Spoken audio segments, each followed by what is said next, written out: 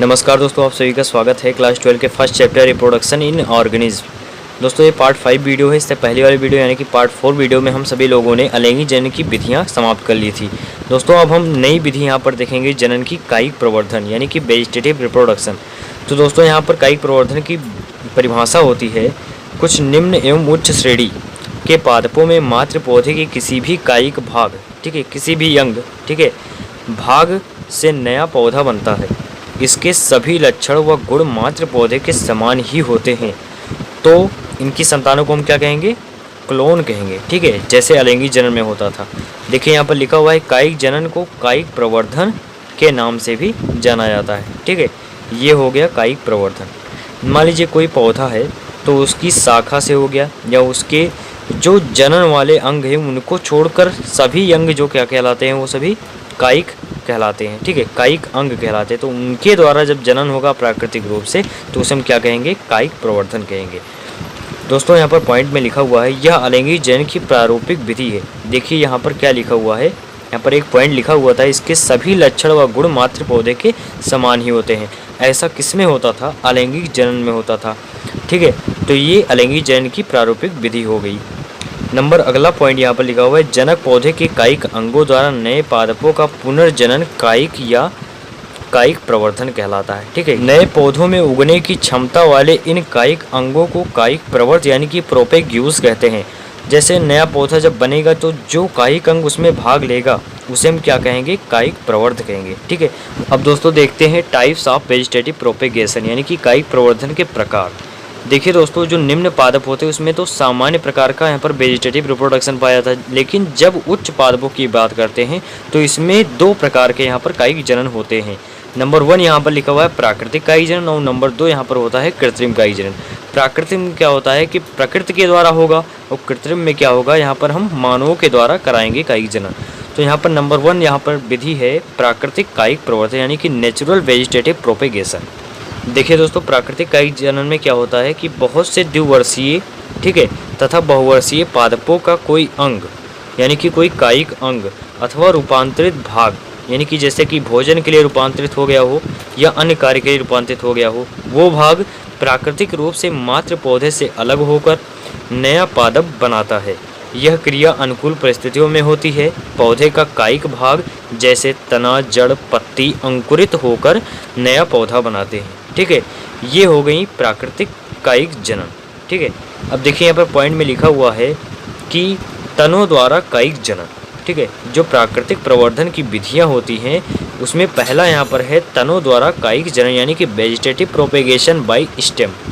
तनों द्वारा कायिक जनन यानी कि वेजिटेटिव प्रोपेगेशन बाय स्टेम।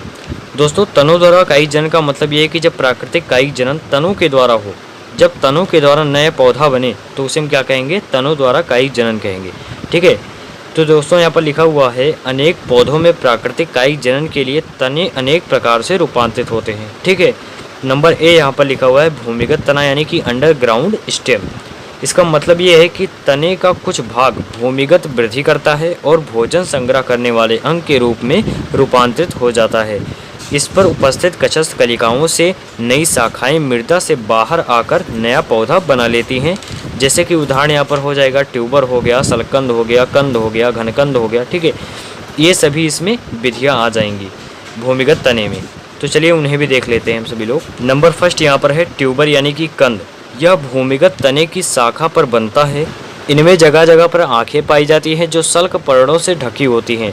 आँखों में कलिकाएं यानी कि कक्षस्थ कलिकाएं होती हैं जो अनुकूल परिस्थितियां आने पर नए पौधे को जन्म देती हैं, जैसे कि आलू हो गया, डहेलिया हो गया आदि। यहाँ पर आलू का चित्र बना हुआ है, तो दोस्तों इसे हम कहते हैं ट्यूबर, ठीक है। यहाँ पर देखिए आँखें क्या हैं कि यहाँ पर सल्क पर्णों से ढकी हुई हैं, और यही आँखें क्या हो जाएंगी? कलिकाएँ इसके अंदर होंगी, और यही कलिकाएँ क्या हो जाएंगी? अनुकूल परिस्थितियाँ पाने पर नए पौधे को जन्म देंगी। नंबर सेकंड यहाँ पर है प्रकंद यानी कि राइजोम। यह भूमिगत तना मृदा में भीतर समानांतर अथवा क्षैतिज यानी कि हॉरिजॉन्टल वृद्धि करता है। पर्व यानी कि इंटरनोड व पर्व संधियाँ यानी कि नोड मिलती हैं। पर्व संधियाँ सल्क पर्णों से या पत्रों से ढकी रहती हैं जिनमें कक्षस्थ कलिकाएँ मिलती हैं। इन कक्षस्थ कलिकाओं से नए पौधे निकलते हैं अनुकूल परिस्थितियाँ पाने पर, जैसे कि अदरक हो गया, हल्दी हो गया आदि। दोस्तों यहाँ पर अदरक का चित्र बना हुआ है, आप वहाँ पर आसानी से देख सकते हैं। यहाँ पर है नंबर तीसरा घनकंद यानी कि कॉर्म। दोस्तों ये होता है, यह भूमिगत तना मृदा में ऊर्ध्व वृद्धि करता है। इसमें पर्व संधियों यानी कि नोड पर सल्क पत्रों से कलिकाएं ढकी रहती हैं, जिनसे नया पौधा बनता है अनुकूल परिस्थितियां आने पर। ठीक है, जैसे अरबी हो गया, जिमीकंद हो गया, बंडा हो गया तथा केसर हो गया। ठीक है, तो चित्र में आप यहाँ पर स्पष्ट देख सकते हैं। नंबर 4 यहाँ पर है सल्क कंद यानी कि बल्ब। इनमें सल्क कंद द्वारा कायिक जनन होता है। इनमें क्या होता है, तना छोटा होता है तथा तने के चारों ओर रसीले गूदेदार सल्कपत्र पाए जाते हैं। सल्क पत्रों में पानी के कक्ष में कछत कलिकाएं होती हैं, जो नए पौधे को जन्म देती हैं अनुकूल परिस्थितियां पाने पर और उचित मौसम आने पर। ठीक है, जैसे कि प्याज हो गया, जैसे कि इसे हम क्या कहते हैं, एलियम सेपा कहते हैं। लहसुन, लिली, ट्यूलिप और रजनीगंधा में ये मिलेगा कौन, सल्क कंद मिलेगा। यहाँ पर चित्र में आप स्पष्ट देख सकते हैं। तनों के रूपांतर में नंबर बी यहाँ पर है अर्धवायवीय तना यानी कि सब एरियल स्टेम। दोस्तों ये क्या होता है, ये होता है कि जो तना होता है इसमें वो भूमिगत समानांतर क्षैतिज वृद्धि करता है। प्रत्येक पर्व संधि से जड़ें तथा प्ररो यानी कि शाखा निकलते हैं। पर्व संधि का कुछ भाग कभी कभी मृदा में रहता है, तभी हम इसे क्या कहते हैं, अर्धवायवीय कहते हैं। यानी कि आधा भाग यहाँ पर क्या होता है, वायु में होता है और आधा कुछ थोड़ा सा भाग यहाँ पर क्या होता है, मृदा में होता है। तो इसे हम क्या कहेंगे, अर्धवायवीय तना कहेंगे। दोस्तों अर्धवायवीय तना निम्न प्रकार का होता है, जैसे कि नंबर 1 यहाँ पर है ऊपरी भूस्तारी या ऊपरी भूप्रसारी रनर। ऊपरी भूस्तारी तना दुर्बल तथा विसर्पी होता है, यानी कि जो क्षैतिज वृद्धि करता है, ये सर्प की तरह यहाँ पर सर्पिल वृद्धि करता है, तो उसे हम क्या कहेंगे, विसर्पी कहेंगे, भूमि के ऊपर और मृदा की सतह पर क्षैतिज रूप से मिलता है। प्रत्येक पर्व संधि से जड़ें फूटती हैं तथा शाखा वायु में वृद्धि करती है। जड़ें कहाँ पर होंगी, मिट्टी में होंगी, यानी कि तभी तो इसे हम क्या कहेंगे, ऊपरी भूस्तारी कहेंगे और ये अर्धवायु का भाग होगा। ठीक है, अर्धवायवीय भाग होगा, तभी तो इसे कहेंगे जब इसमें जड़ें क्या होंगी, भूमि में होंगी। उसके बाद यहाँ पर लिखा हुआ है पर्व संधि से निकलती हैं प्रत्येक शाखा एक नया पादप बनाती है, यानी कि जो पर्व संधि है वो क्या निकालेगी, शाखा को निकालेगी और वो शाखा क्या करेंगी, पादप का निर्माण करेंगी। जैसे कि हो गया यहाँ पर सबसे मेन यहाँ पर है दूब घास। इसका एग्जाम्पल, सबसे अच्छा एग्जाम्पल क्या है, दूब घास है। ठीक है, जो कि हर जगह पर उपलब्ध हो जाता है। ये खट्टी बूटी हो गया, सेंटेला हो गया आदि में ये मिलेगा। ठीक है दोस्तों, यहाँ पर दूब घास का चित्र बना हुआ है। नंबर 2 यहाँ पर है भूस्तारिका यानी कि ऑफसेट। दोस्तों इसमें क्या होता है कि ये सिर के समान ही संरचना होती है इसमें, परंतु जलोद्भिद होने से पर्व संधियाँ जल निमग्न होती हैं, यानी कि जल के अंदर होती हैं। प्रत्येक पर्व संधि से पत्तियों का समूह यानी कि टफ्ट निकलता है, जिसमें नीचे जड़ों का गुच्छा होता है, जो मात्र पौधे से अलग होकर नया पादप बनाता है। ठीक है, तो इसके एग्जाम्पल हो जाएंगे जलकुंभी या वाटर हाइसिंथ, पिस्टिया आदि।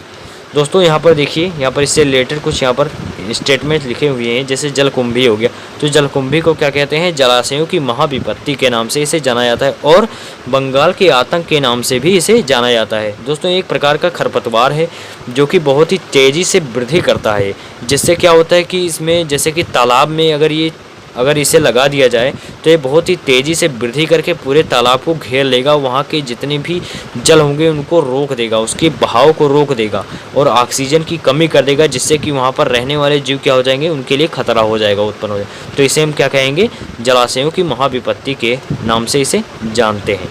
ठीक है, नंबर 3 यहाँ पर है अंतः भूस्तारी यानी कि सकर। गुलदाउदी, पुदीना आदि में तना ऊपरी भूस्तारी के समान ही होता है, परंतु यह भूमिगत होता है, यानी कि ये मृदा के भीतर क्षैतिज वृद्धि करेगा। इसमें मुख्य तना भूमि से निकलकर तिरछी शाखा निकालता है, यानी कि उसमें क्या होता था कि वो ऊपर ही रहता था, जबकि इसमें क्या होगा, पहले तो ये भूमि में क्षैतिज वृद्धि करेगा, उसके बाद में कुछ दूरी पर जाकर ये नई शाखाओं को बाहर वायु में निकालेगा। ठीक है, तो इसे हम क्या कहेंगे, ऊपरी भूस्तारी कहेंगे। ठीक है, देखिए यहाँ पर लिखा हुआ है और भूमिगत पर्व संधियों से अपस्थानिक जड़ें। ठीक है, अपस्थानिक जड़ें किसे कहते हैं, जैसे कि जो बीज होता है उसमें 2 पार्ट होते हैं, एक होता है प्रांकुर और एक होता है रेडिकल। ठीक है, मूलांकुर होता है। तो जब जड़ें मूलांकुर के अतिरिक्त अन्य भागों से निकले तो उसे हम क्या कहेंगे, अपस्थानिक जड़ें कहेंगे। ठीक है, तो ये क्या करता है, अपस्थानिक जड़ें पैदा करता है। कुछ समय बाद यह शाखा मुख्य पौधे से अलग होकर नए पौधे को जन्म देती है। तो ये प्रक्रिया क्या कहलाएगी, अंतः भूस्तारी कहलाएगी। नंबर 4 यहाँ पर है भूस्तारी यानी कि स्टोलोन। शाखाएं छोटी तथा संघनित यानी कि कंडेंस्ड होती हैं, ये सभी दिशाओं में निकलती हैं। शीर्ष तीव्र वृद्धि करता है तथा उस पर से नया पौधा बन जाता है, जैसे कि एग्जाम्पल में यहाँ पर स्ट्रॉबेरी, फ्रेगेरिया। दोस्तों ये वीडियो यहीं पर समाप्त होती है, फिर मिलेंगे अगली वीडियो में इससे रिलेटेड अन्य टॉपिक्स के साथ। तो चलिए दोस्तों, नमस्कार, धन्यवाद।